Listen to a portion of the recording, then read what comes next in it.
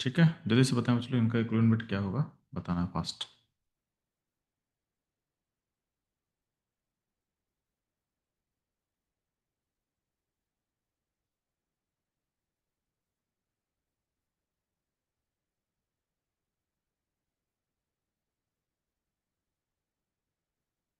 एक बार निकाल लो तो मुझे बस कंफर्म कर देना कि निकाल चुके हो।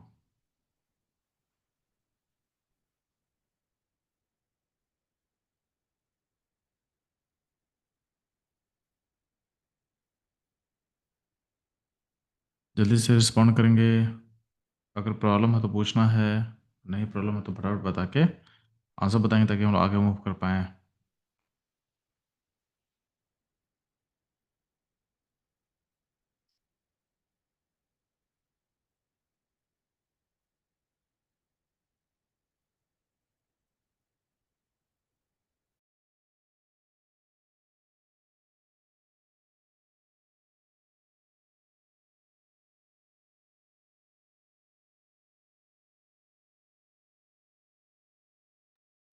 ठीक है, हम लोग को दिक्कत हो तो मैं सॉल्व कर दूंगा। बहुत चीज़ें बहुत आसान है, देखो अभी तक जो भी स्टेप्स किए हैं उसी को बस यूज करना है ना। तो आपको देखना है, जैसे HCl में अगर प्रॉब्लम हो रहा है आपको, तो HCl में क्या होता है, HCl एसिड होता है। एसिड का इन्फिटर क्या सीखे थे हम लोग, जो उसका H+ का नंबर होगा वही होता है इन्फिटर 1 होगा। अब इक्विवेलेंट वेट हम कैसे डिफाइन किए हम लोग, molar mass by n factor. तो HCl का जो कि मोलर मास कितना हो M मान लेंगे, तो उसका इसका एन फैक्टर क्या 1 है, तो यहाँ से डिवाइड कर देंगे तो यहाँ M/1 हो जाएगा। ये हो जाएगा HCl का इक्विवेलेंट वेट। H2SO4 का एन फैक्टर कितना होता है, तो इसमें सिलिकेज 2 है, इसका एन फैक्टर 2 होगा। इसका इक्विवेलेंट वेट कैसे डिफाइन करेंगे, तो molar mass by n factor जो कि 2 है तो M/2 कर देंगे। और मोलर मास 98 होता है H2SO4 का, तो 98/2 कर सकते हैं हम लोग। ठीक है, अगर H2SO3 का हम बात करेंगे तो यहाँ पे इसका कितना एसिडिक है, 3 है, सॉरी 2 है, तो इसका इन्वर्टर क्या होगा 2 होगा। इसका इक्विवेलेंट वेट क्या होगा, तो मोलर मास बाई 2 कर सकते हो। ठीक है, इसका मोलर मास 2 कर लेंगे। अगर बात करते हैं हम लोग कैल्शियम हाइड्रोक्साइड का, तो कैल्शियम हाइड्रोक्साइड में आपके पास कितना OH है, OH है 2, तो इसका इन्वर्टर क्या हो जाएगा 2 हो जाएगा। तो इसका इक्विवेलेंट क्या होगा, मोलर मास बाई 2 हो जाएगा। नशीन क्लियर है यहाँ तक में, नशीन एक बार बता देंगे क्लियर तो। पंकज,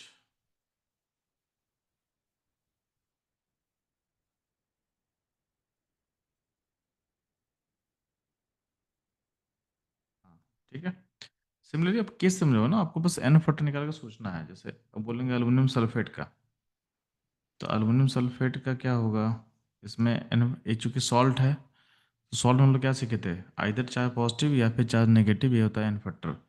इसका तो हम लोग क्वेश्चन में निकाल भी चुके थे भी जस्ट पहले हम लोग। तो इसका एन फैक्टर कितना होता है, ये 6 होगा। तो इसका इक्विवेलेंट क्या होगा, इसका इक्विवेलेंट वेट होता है मोलर मास बाई 6 कर लेंगे। ठीक है, सोडियम सल्फेट में क्या होता है, भी सॉल्ट है, सॉल्ट का चार्ज पॉजिटिव या चार्ज नेगेटिव। ठीक है, सॉल्ट का चाहे पॉजिटिव या नेगेटिव उसका होता है एन फैक्टर। सॉल्ट का चाहे पॉजिटिव कितना होगा, तो 2 सोडियम है तो क्या होगा 2 ले लेंगे, मोलर मास बाई 2 कर लेंगे। ठीक है,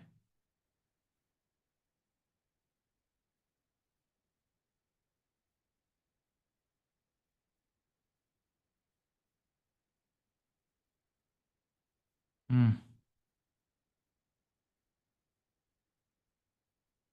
अगर बात करते हैं इक्विवेलेंट, SO2 में सल्फर का कैसे निकालेंगे, तो SO2 में सल्फर का क्या निकालना पड़ेगा, ऑक्सीडेशन स्टेट। तो जब भी कोई कंपाउंड में किसी एलिमेंट का चाहिए तो हमको उसका ऑक्सीडेशन स्टेट निकालना पड़ेगा। इसका यहाँ पे इसका हो जाएगा +4 ऑक्सीडेशन स्टेट, मतलब इसका इन्फिनिटर क्या हो जाएगा, +4 हो जाएगा, तो क्या हो जाएगा मोलर मास बाई 4। यहाँ पे कितना है, P का क्या होगा +3, मोलर मास बाई 3। L2O3 में क्या होगा, एल्यूमिनियम का +3,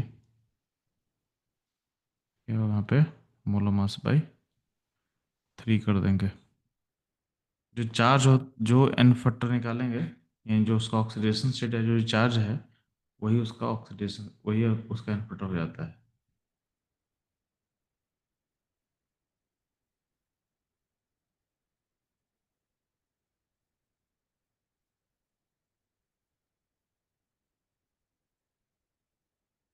ठीक, यहाँ तक कोई दिक्कत तो बताएंगे बच्चे लोग।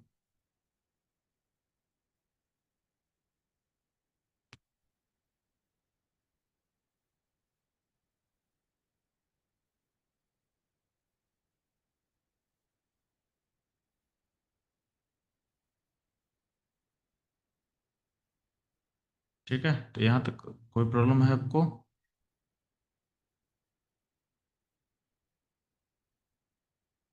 चलो सही है। तो आप लोग को एन फैक्टर का यूज करके इक्विवेलेंट निकालना, number of, sorry, equivalent weight निकालना आपको सिखा दिए हैं। अब ध्यान देंगे, एक टर्म होता है इक्विवेलेंस या इक्विवेलेंट। इक्विवेलेंस, या फिर बोलते हैं कभी कभी ग्राम इक्विवेलेंट बोलते हैं हम लोग। ठीक है, इक्विवेलेंस, ग्राम इक्विवेलेंट, या कभी कभी सिंपल बोलते हैं इक्विवेलेंट।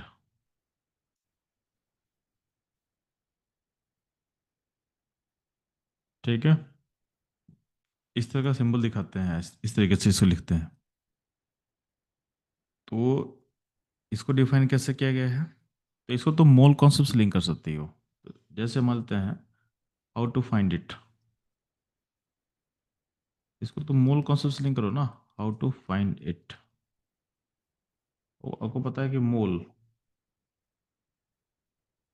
मोल का सिंबल अगर हम एन से नोट कर दे, तो मोल निकालने के लिए क्या होता है? तो मोल होता है वेट बाई मोलर मास।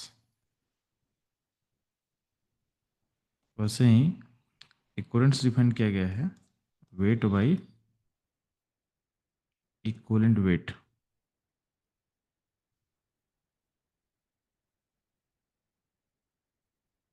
दोनों मोल कॉन्सेप्ट और इक्विवेलेंट्स में काफ़ी सिमिलरिटी है। ठीक है, मोल को बोले तो मोल क्या होता है? Weight W by mole mass M मान लेते हैं हम लोग। इक्विवेलेंट्स कैसे निकलेगा? तो weight by equivalent weight E बोल दिए। आपको पता है इक्विवेलेंट वेट, इक्विवेलेंट वेट क्या होता है? Mole mass by n factor. Weight by mole mass divided by n factor कर लिए। एन फैक्टर ऊपर लेके चल जाएगा तो क्या होगा? इक्विवेलेंट्स हो जाएगा, एन फैक्टर यहाँ ले लेंगे, वेट बाई मोल मास। ठीक, जब वेट बाई मोल मास क्या होता है? मोल होता है। तो इक्विवेलेंट्स के लिए हम लिख सकते हैं एन फैक्टर इंटू मोल, यानी इक्विवेलेंट्स इक्वल टू क्या होगा? Mole into n factor.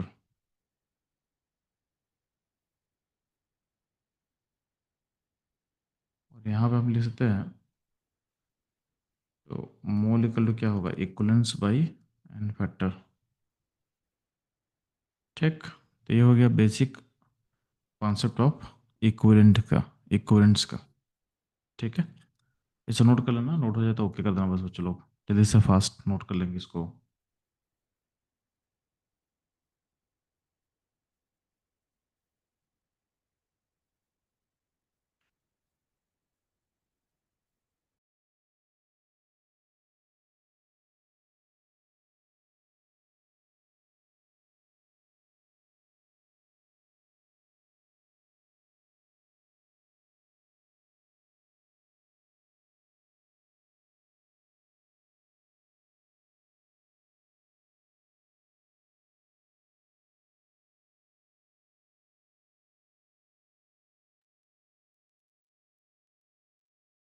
Note करते इन्फॉर्म कर देना, ताकि कुछ क्वेश्चन कर ले, ताकि फर्दर आपको चेक क्लियर हो जाए। जल्दी से फास्ट बच्चों लोग। ठीक है, तो यहाँ तक कोई दिक्कत नहीं आप लोगों को फर्दर। तो हम लोग मूव करते हैं, कुछ क्वेश्चन कर लेते हैं इक्विवेलेंस फाइंडिंग पे। क्वेश्चन क्वेश्चन कर लेंगे हम लोग इक्विवेलेंस फाइंडिंग पे। ठीक है, चलो।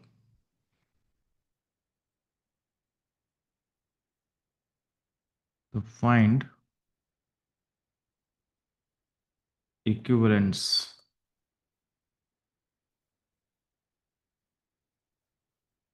ठीक है, पहला क्वेश्चन लेना आपके सामने हम। Al+3 आयन है, उसका वेट दिया हुआ है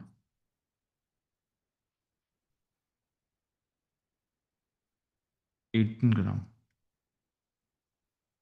आपको इसका इक्विवेलेंस पता करना है। ठीक है,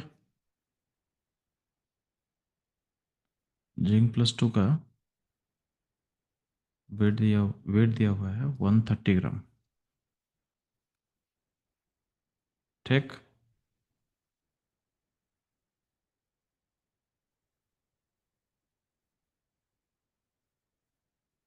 Rn+2 का वेट लिया हुआ है 7 ग्राम।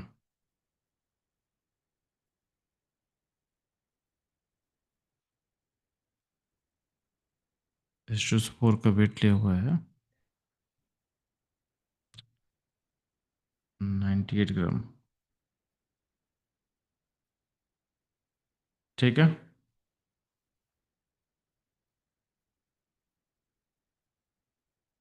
तो ये हो जाएगा आपका।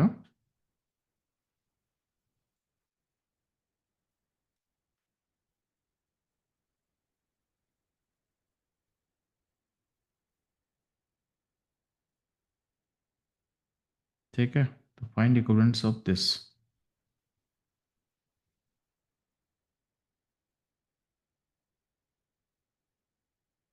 प्रोसेस बहुत सिंपल है। उसके वेट को डिवाइड करोगे इक्विवेलेंट वेट से। वेट को डिवाइड करना है इक्विवेलेंट वेट से। ठीक है,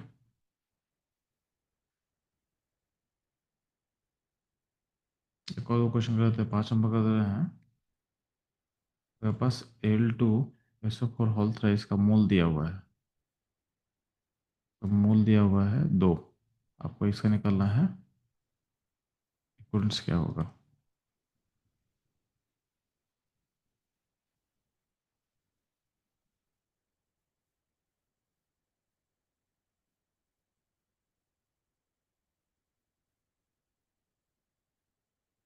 हम्म, जो वहाँ पे पहला का आंसर कैसे निकालेंगे, तो वेट दिया हुआ वेट को डिवाइड करेंगे हम इक्विवेलेंट वेट से। तो अल्युमिनियम का पहले आपको निकालना पड़ेगा इक्विवेलेंट वेट।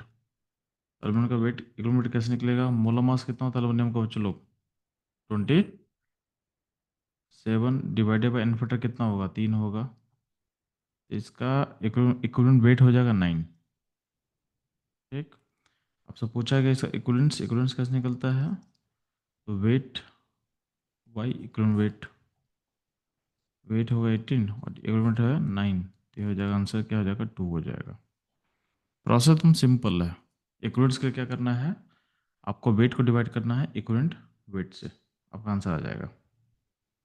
देखो बाकी क्वेश्चन ट्राई करो फटाफट।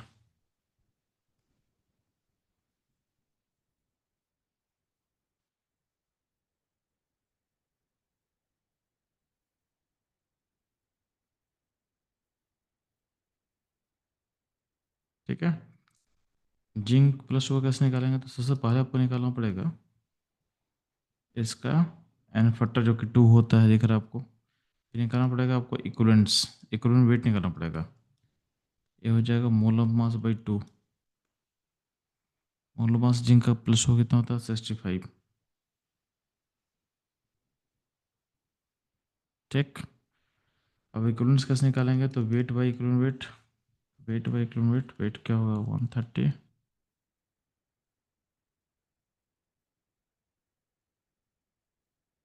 ठीक है,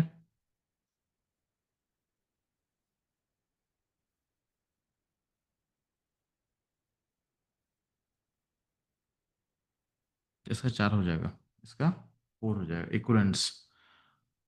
हसीन आपको इक्विवेलेंस निकालना है। दिक्कत है तो पूछ लो आप लोग। अभी तो जितना समझाया है उसमें कहीं भी प्रॉब्लम है तो पूछ लो, क्योंकि ये बस ये टॉपिक अब खत्म होने वाला है।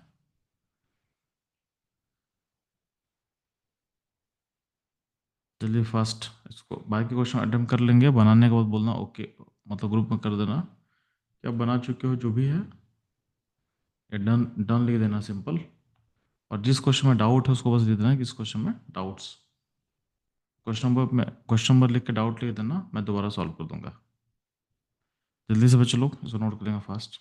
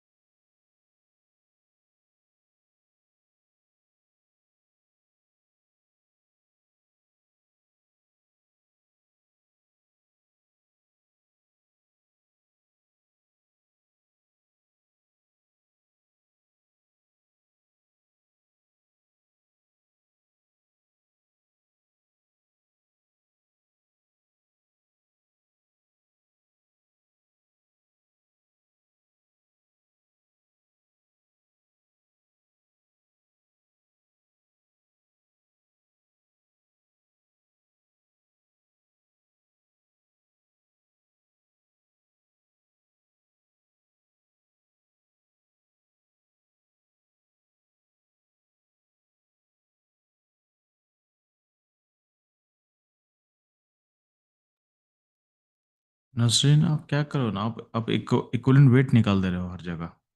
ठीक है। आप में कन्फ्यूजन क्या हो रहा है?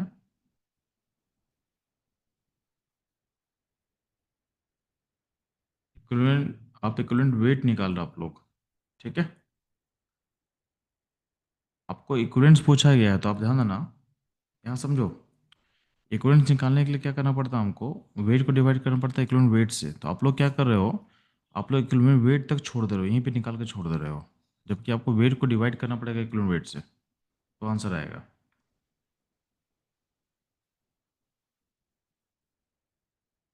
ठीक है।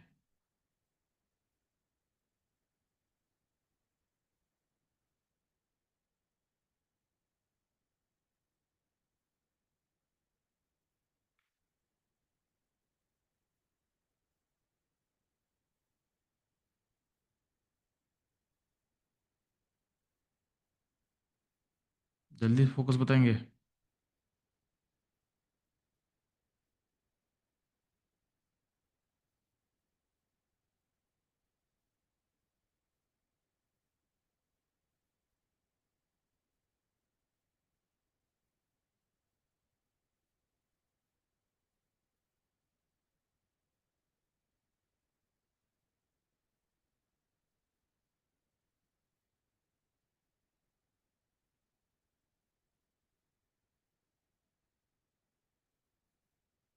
यहाँ पे फिर से बोल रहे हैं आपको।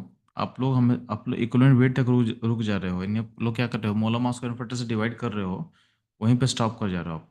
आपको वहाँ पे स्टॉप नहीं करना है, आपको क्या करना है? उस वेट को डिवाइड करना है इक्विवेलेंट वेट से फर्दर। तो आप लोग यहाँ तक इक्विवेलेंट वेट तक निकाल के छोड़ दे रहे हो, यही निकाल कर आप छोड़ दे रहे हो।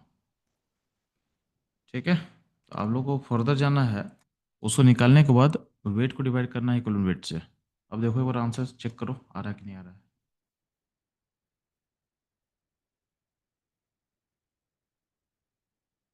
ठीक है। नसरीन एक बार बताएंगे बच्चा? बाकी जो भी लाइव में बताएंगे एक बार आंसर आ रहा है कि नहीं आ रहा है। जल्दी फास्ट।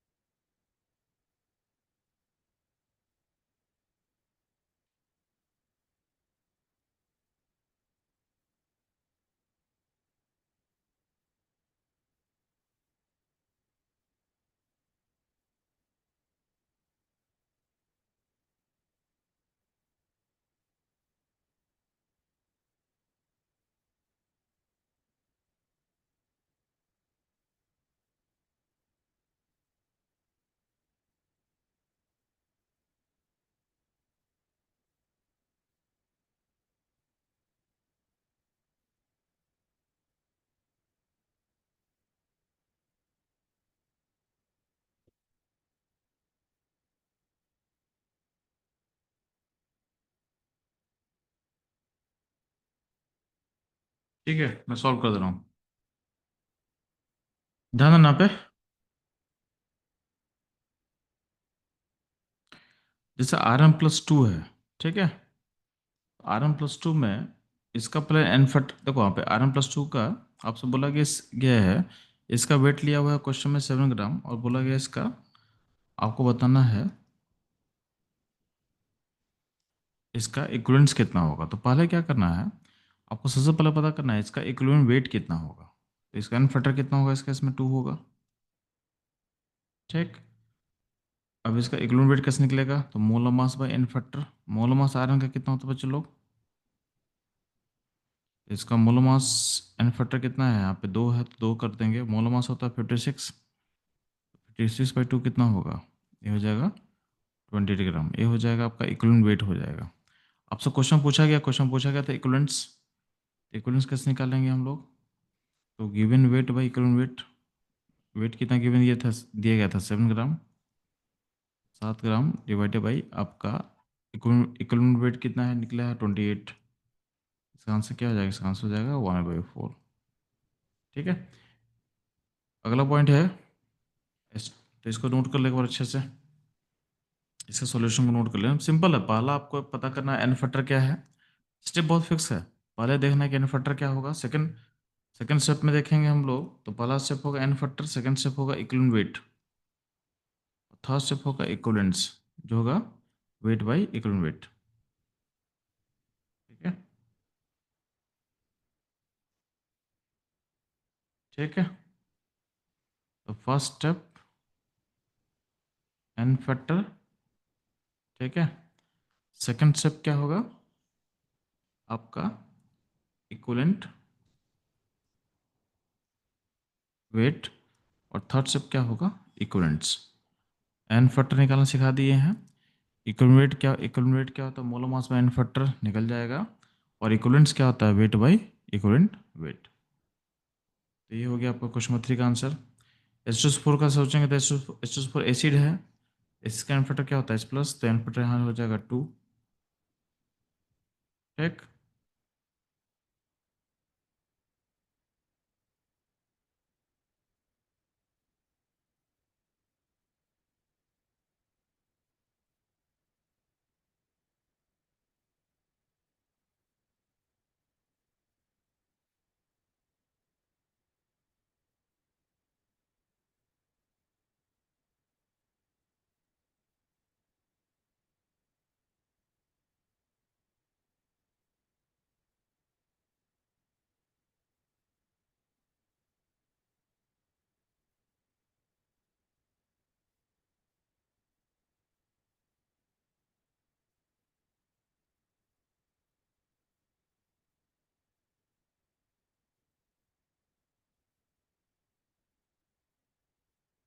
ठीक है, तो आप कहाँ पे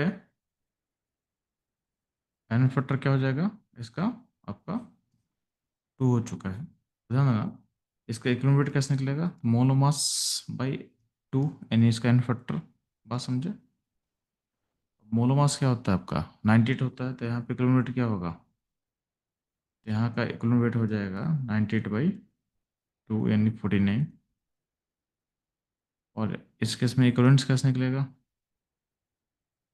तो 98 वेट इवन वेट दिया 98, और इक्विवेलेंट वेट कितना दिया हुआ है निकाल लिया हम लोग 49। इसका आंसर हो जाएगा, इसका आंसर 2 हो जाएगा। ठीक। लास्ट केस का बताना है, तो लास्ट केस में ध्यान देना, आपको मोल दिया हुआ है, इक्विवेलेंस पूछा गया, मोल 2 दिया हुआ है, तो ध्यान देना इक्विवेलेंस इक्वल टू होता है मोल इंटू एन फैक्टर। जैसे हम लोग पहले सीखे हैं, इसका एन फैक्टर कितना होगा, इसका एन फैक्टर होता है 6, तो डाल दो, तो मोल हो गया 2, 6 डाल देंगे तो क्या आंसर क्या हो जाएगा 12। ठीक। यहाँ तक आपको इक्विवेलेंट कैलकुलेशन समझाया गया, इसमें कोई दिक्कत तो पूछ लो जल्दी से फास्ट।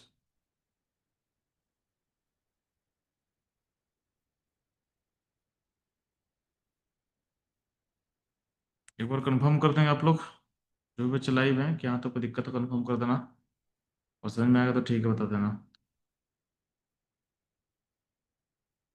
जल्दी से फास्ट बच्चों लोग।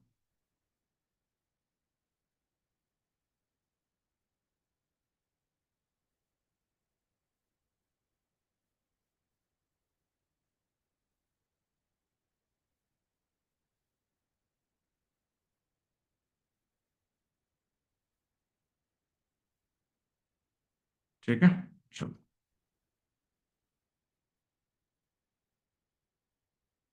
हम्म।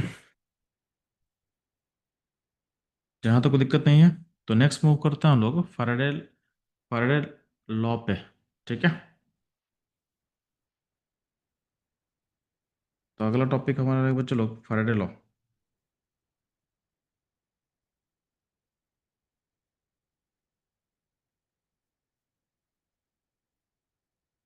तो फैराडे का दो लॉ दिया होता है बच्चों लोग। ठीक है, लॉ का स्टेटमेंट क्या है हम लोग लास्ट में सीखेंगे। पहले हमको देखना है कि जो न्यूमेरिकल रहता है फैराडे लॉ पे बेस्ड, उसको सॉल्व कैसे करते हैं। तो पहला टॉपिक यही रहेगा, how to solve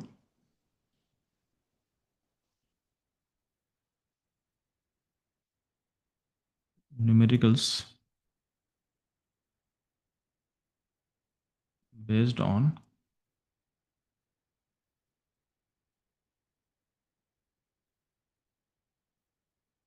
Faraday's law. How to solve numerical based on the Faraday's law. ध्यान देंगे, आपको पहले पता होना चाहिए कि एक इलेक्ट्रॉन का चार्ज कितना होता है। तो चार्ज ऑन वन इलेक्ट्रॉन होता है 1.002 इंटू 10 to the -19 कूलम्ब। ठीक है, ये पता है आपको। चार्ज ऑन वन इलेक्ट्रॉन कितना होता है 1.0 to 10 to the -19 coulomb. Charge on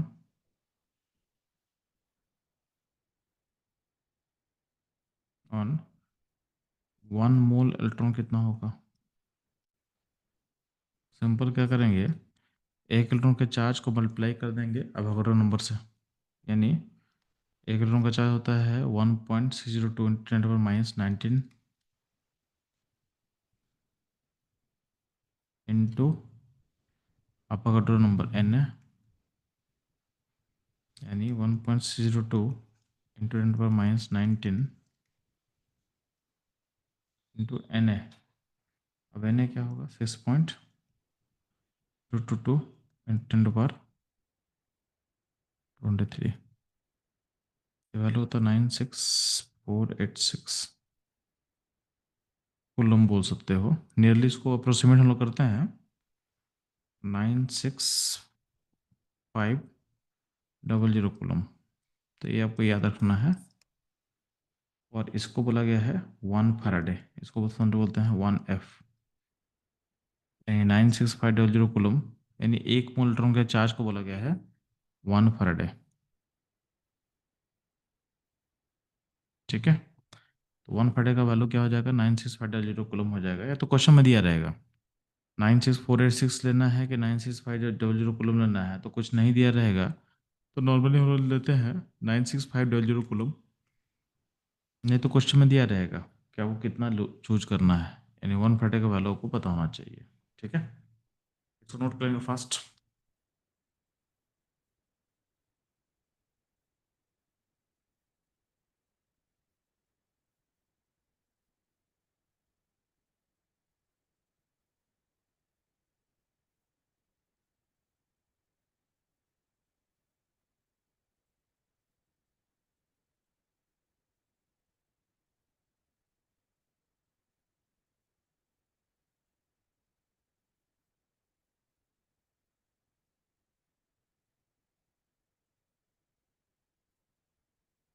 ठीक है, ये समझ में आएगा आपको। तो 1 फैराडे किसको बोलते हैं, इतना इसमें कोई दिक्कत नहीं है आप लोग को। चलो,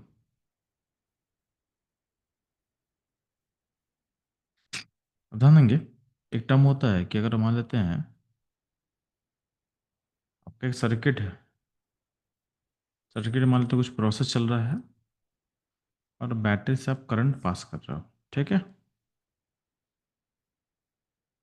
बैटरी से आप करंट पास करोगे तो एक होता है करंट इफिशिएंसी।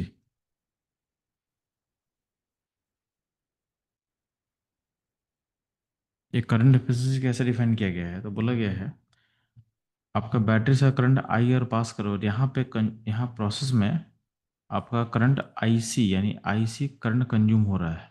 ठीक है, जितना बैटरी से पास किए हो करंट उसमें से कुछ कंज्यूम हो रहा है, तो जितना कंज्यूम होगा तो आपको बेसिकली करंट एफिशिएंसी निकालने के लिए क्या करना पड़ेगा, current consumed by current past into 100। In total current जो पास किए हो और कंज्यूम कितना, तो कंज्यूम बाय करंट टोटल जो पास हुआ है बैटरी से इंटू 100 कर लेना। अगर ऊपर नीचे टाइम से मल्टीप्लाई कर लोगे, आई सी इंटू टाइम, आई इंटू टाइम इंटू 100 कर दिए। अभी क्या होता है, ये होता है चार्ज। करंट इंटू टाइम क्या होता है, चार्ज। तो करंट कंज्यूम्ड इंटू टाइम क्या होगा, charge consumed, Q Q C बोल सकते हैं। और ये हो जाएगा क्यू टोटल, हो जाएगा आई इंटू टी क्यू टोटल। तो current charge consume by charge total into 100, ये होता है चार्ज एफिशिएंसी। यानी कितना हम चार्ज पास किए उसमें से कितना पार्ट कंज्यूम हुआ।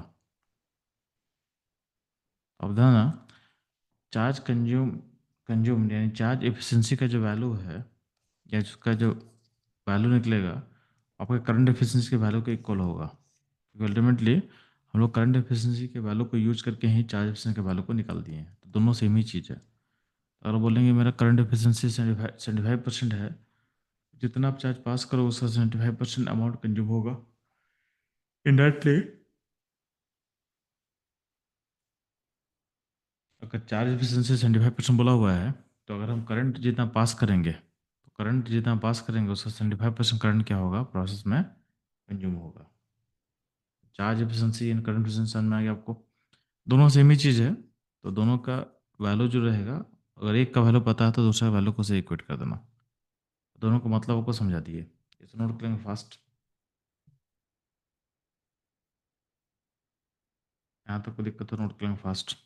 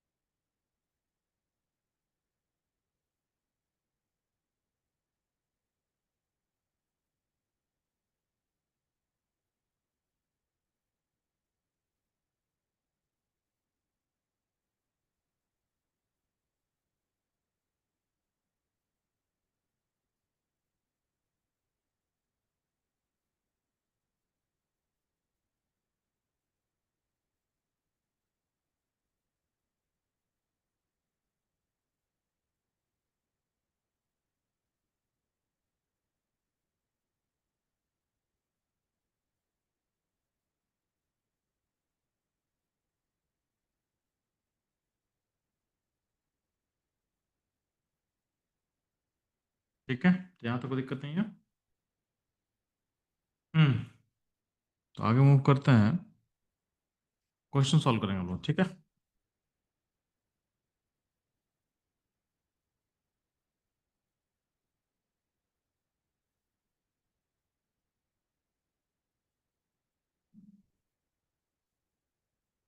पहला बोला गया, find the amount of charge utilize in the process. तो पता करना है, find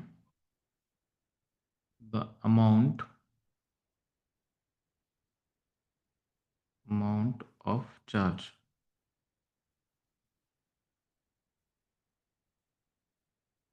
utilised in the process. बोला गया है पहला, 1 मोल L+3 को अगर हम भेजेंगे एल्युमिनियम में, ठीक है, तो चार्ज कितना यूज होगा। दूसरा क्वेश्चन है,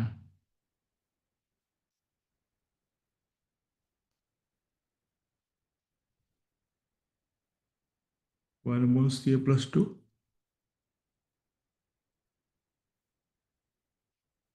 1 मोल कैल्शियम को भेजेंगे हम लोग कहाँ पे, कैल्शियम +2 कैल्शियम में, कितना चार्ज यूज होगा। सिमिलरली 1 मोल Ag प्लस को भेजेंगे Ag में।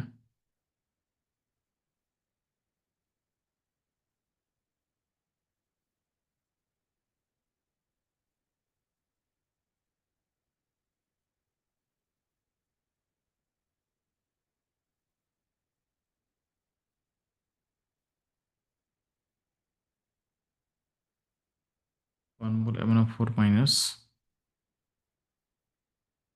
M+2 में। ठीक है, तो इन चारों क्वेश्चन को फटाफट खत्म करो, जल्दी फास्ट। अगर आपको दिक्कत हो रहा है तो पहला क्वेश्चन बना के दिखा दे रहा हूं आपको। पहला फर्स्ट क्वेश्चन में क्या करेंगे बता रहा हूं आपको।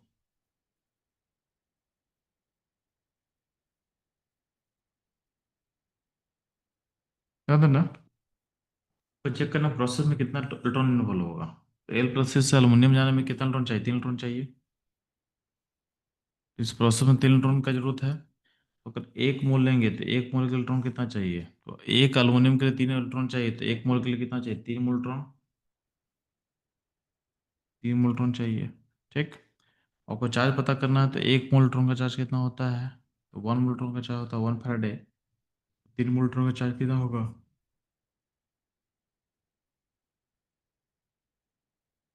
चार्ज होगा इसका 3 फैराडे। क्योंकि आपको पता है कि 1 मोल इलेक्ट्रॉन का चार्ज क्या होता है, 1 फैराडे। तो चार्ज का वैल्यू मिल गया। अगर वो कूलम में निकालना है तो क्या करना, 3 × 965। ठीक है, कूलम इतना कर लेना। 3 × 96500 कूलम कर सकते हैं। तो आप आंसर को फायदा में छोड़ सकते हो। जो भी आप आगे क्वेश्चन है उसे आंसर को फायदा में छोड़ देना, फायदा में छोड़ देना। ठीक है। कॉलम में तो पता ही है ना कि फायदा लिखने के बाद क्या होगा, सिंपली यह होगा, जितना ही फायदा होगा उसको रिप्लेस कर देना किससे, 96500 कॉलम से। ऑटोमेटिक आंसर कॉलम में आ जाएगा। बाकी 2 3 4 क्वेश्चन सॉल्व करेंगे फास्ट।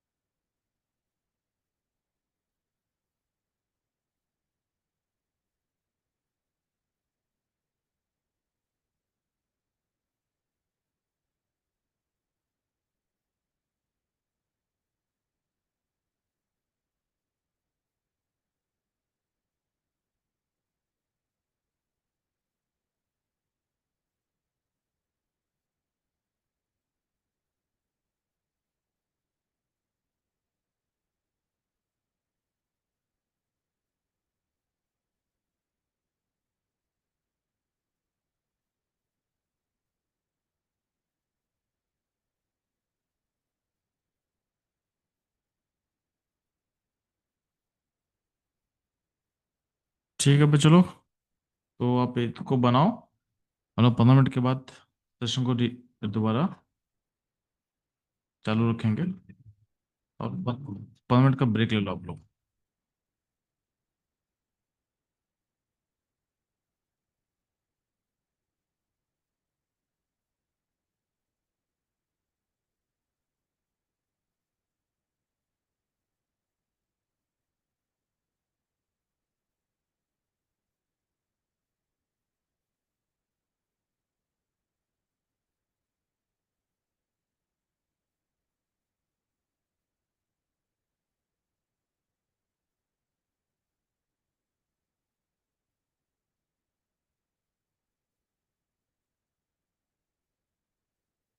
ठीक है, तो आप लोग ब्रेक के बाद हम सेशन रिज्यूम करेंगे, तब तक क्वेश्चन आप लोग सॉल्व रखना। ठीक है, तो मेरे एंड से मैं सेशन को म्यूट और कर रहा हूँ।